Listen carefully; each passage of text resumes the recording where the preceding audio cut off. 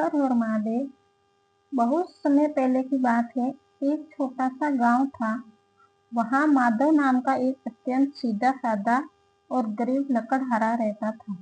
माधव पढ़ा लिखा नहीं था, न ही उससे कोई कठिन मंत्र और पूजा विधि आती थी, लेकिन उसके दिल में भगवान शिव के लिए अटूट विश्वास और प्रेम था। वो रोज जंगल जाता, सूखी लकड़ियां इकट्ठा करता और उन्हें बेचकर जो कुछ भी कमाता उससे अपना पेट भरता था।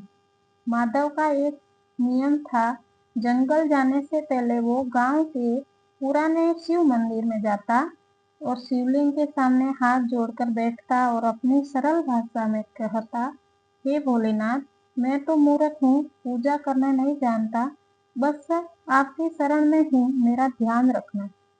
एक बार गांव में भयंकर अकाल पड़ा। कई महीनों तक बारिश नहीं हुई। जंगल के पेड़ पौधे सूख गए और माधव को लकड़ियां मिलना बंद हो गई। कई महीनों तक उसे भूखा रहना पड़ा।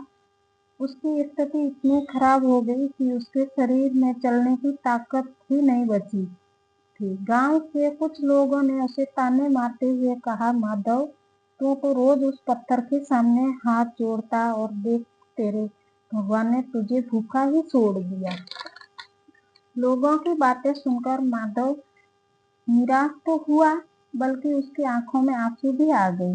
उसने सोचा, जरूर मुझसे कोई गलती हुई होगी, तभी मेरे भोलेनाथ मुझसे रुष्ट हैं। वो भूखा प्यासा जैसे तैसे घसीटते हुए मंदिर पहुंचा। मंदिर के सामने माधव शिवलिंग के सामने बैठ गया। उसकी आंखें में से लगातार आंसू बह रहे थे। उसने भोलेनाथ से कहा, हे भोलेनाथ, लोग कहते हैं कि आप केवल पत्थरों में रहते हैं, लेकिन मेरा दिल कहता है कि आप मुझे देख रहे हैं।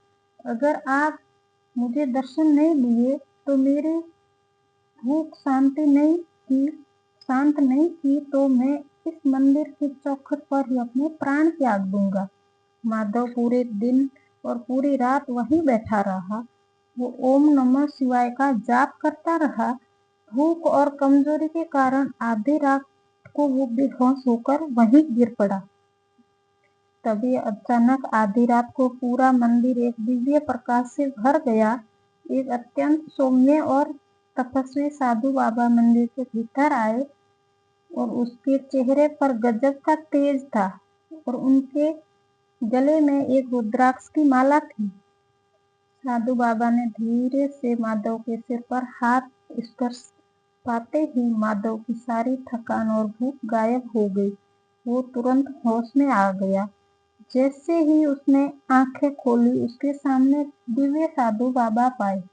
साधु बाबा ने मुस्कुराते हुए अपने झोले में से ताजे फल और एक लोटा जल निकाला और माधव को देते हुए कहा, लो बेटा, मेरे पहले इसे ग्रहण करो और तुम्हारे भोलेनाथ कभी अपने भक्तों को भूखा नहीं सोने देते।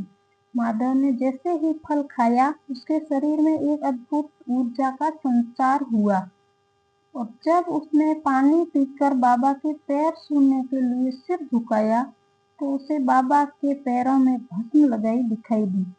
जैसे ही माधव ने सिर उठाया, वहां कोई साधु बाबा नहीं थे। उनकी जगह साक्षात भगवान शिव अपने दिव्य रूप में खड़े थे। जटाओं में गंगा, गले में सर्प और चेहरे पर असीम करुणा। भगवान शिव ने मुस्कुराते हुए कहा, माधव, तुम्हारी निष्कपट भक्ति और सीधेपन ने मुझे यहाँ आने पर विवश कर दिया।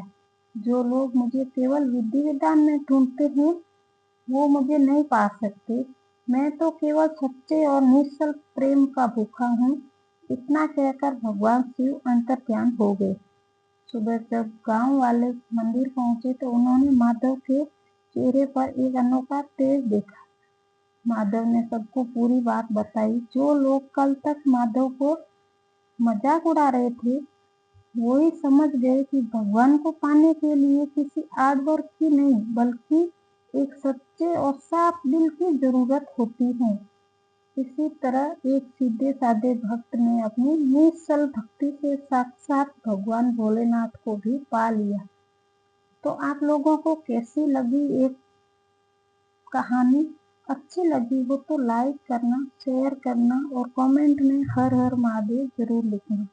हर हर महादेव।